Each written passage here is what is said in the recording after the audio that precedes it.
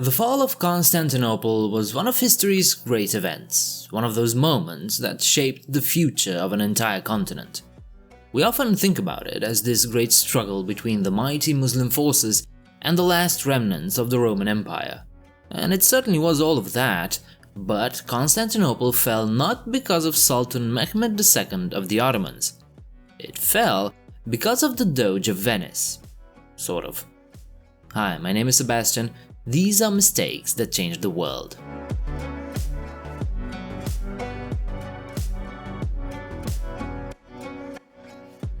Without a shadow of a doubt, Venice is one of Europe's most famous and beloved cities.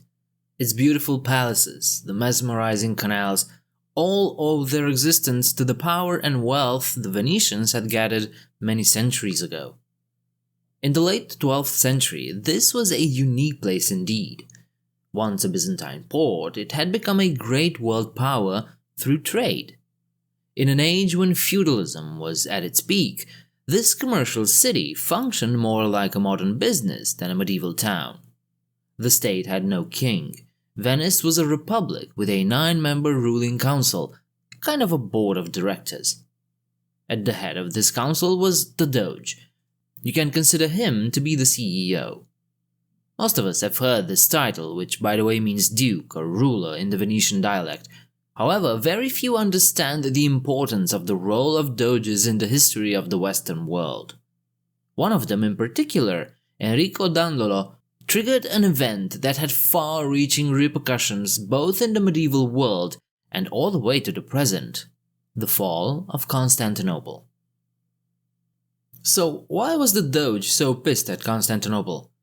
Well, it's all about the money.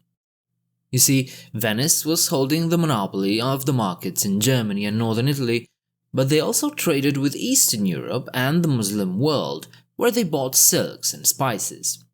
In return, they built ships and had become the largest exporter of glass and metal objects. Thus, their maritime economy had surpassed those of their rivals, Genoa and Pisa. But there was an Achilles heel in this great Venetian enterprise. It was called the Byzantine Empire. In order to trade with the East, Venetian merchants were forced to pass through Constantinople. In 1183, Andronikos I Komnenos seized power, becoming the Emperor of Byzantium, and cancelled all permits for Venetian merchants. This put in jeopardy Venice's status as a leading commercial power. But just as the city began to feel the economic pressure caused by limited trade, an opportunity arose. In 1202, Pope Innocent III asked the Doge of Venice for help transport men and supplies for a new expedition to the Holy Land. By expedition, I mean a crusade. He intended to send his Christian armies to Alexandria, Egypt. The Pope wanted to avoid asking too much help from European princes because his authority could be questioned. And in addition, he didn't want to anger the Holy Roman Empire.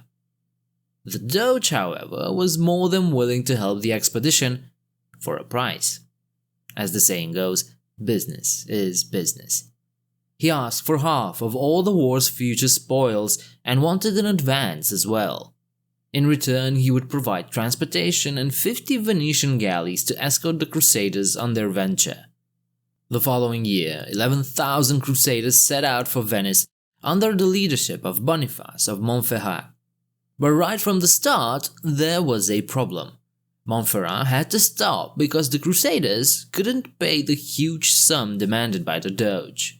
Again, the Doge was first and foremost a businessman, a CEO. Nevertheless, even he realized that 11,000 people quartered in and around the city was probably a bad thing, so he offered them an alternative. The Kingdom of Hungary had recently captured the Venetian city of Zara on the Adriatic coast. Lacking the military force to recapture it, the Doge saw an opportunity to use the Crusaders in his own interest. He offered to postpone the initial payment in exchange for their help to recapture Zara.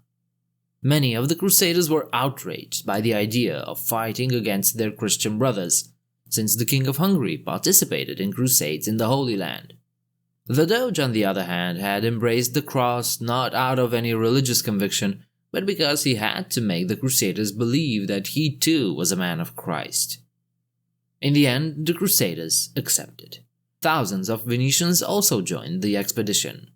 This was no longer a holy expedition led by the Pope, it was a business venture led by the Doge of Venice. In October 1202, 200 Venetian ships set sail for Zara. They arrived in November, besieged the city, and after just 2 weeks, Zara surrendered. But this was not the expedition Rome had envisioned, Christians fighting against other Christians, so the Pope excommunicated all those involved. The Crusaders didn't want to risk their souls in an adventure to please the Doge, so they apologized, saying that they had no choice. The Pope lifted the excommunications, except for Doge Dandolo and his men. Meanwhile, a new situation arose in Constantinople that could have favored the Doge. Emperor Isaac II, who himself seized power from Andronicus, had been blinded and imprisoned by his brother Alexios, who assumed the throne as Alexios III. Isaac's son, also named Alexios, then went to Zara to seek the aid of the Venetian and Crusader forces. His offer was impossible to refuse. The eastern half of Christianity, the Byzantine Church, would be placed under the authority of Rome. All participants would receive immense financial rewards, and 10,000 soldiers would accompany the Crusaders to Alexandria, the initial destination of what was supposed to be the Fourth Crusade. The Doge was overjoyed. The Venetian and Crusader forces reached the shores of Constantinople on June 24, 1203. They soon captured Galata, located just north of the city across the Bosphorus. Then they launched a simultaneous attack by land and sea on Constantinople. It failed, but despite this, Emperor Alexios III fled in fear. Isaac's supporters released and restored him to the throne. He and his son continued to rule together. But they immediately realized they now had a serious problem.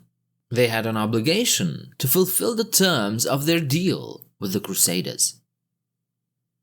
Alexios went through the city to raise the funds needed to pay their rescuers. All the while, an anti-Crusader sentiment had begun to animate the population and, well, the citizens revolted. Isaac and Alexios were killed. The official anti-Crusader leader, Dukas Murtzouphlos, took power as Alexios V. He immediately made it clear that he had no intention of paying the Crusader forces that were still there, fully equipped, fully armed, and ready to fight. So, Doge Dandolo intervened and took full advantage of the situation. He convinced the Crusaders to attack the once mighty Constantinople. On April 12, 1204, the Venetians breached the city walls. What they and the Crusaders did to their fellow Christian brothers was, well, hard to believe. They looted houses and churches, killed and raped, and once they were done, they held a Thanksgiving service. Clerics justified their actions by saying that this was meant to be, that they were meant for the reunification of the church. Although he didn't authorize the action, Pope Innocent didn't condemn it either. Undoubtedly, he saw the attack as beneficial to the Western Church, but in the long run, those benefits did not materialize. Despite this whole mess, the Eastern Church remained separate from Rome, but the Byzantine Empire lost its remaining power and disintegrated. Its place was taken by small, autonomous Greek and Latin provinces. The Latin Empire was planned by Venice to replace the Orthodox Roman emperors with Catholic ones. A bunch of other empires, duchies, kingdoms, and principalities appeared on the lands of the Byzantines. After about 60 years, the Byzantine Empire was restored, but it was too late. There was no chance that they could also restore their military and economic power in time. Without the strong presence of the Byzantines, the Turks then easily conquered Constantinople in 1453, which opened the gates to the rest of Europe. That was all for today. I hope it was interesting enough to have inspired you to look into it further on your own. If you liked it, leave a like and subscribe. You can leave your comments downstairs, and you can also check out my Patreon page if you wanna support me. I do hope to see you next time. Bye.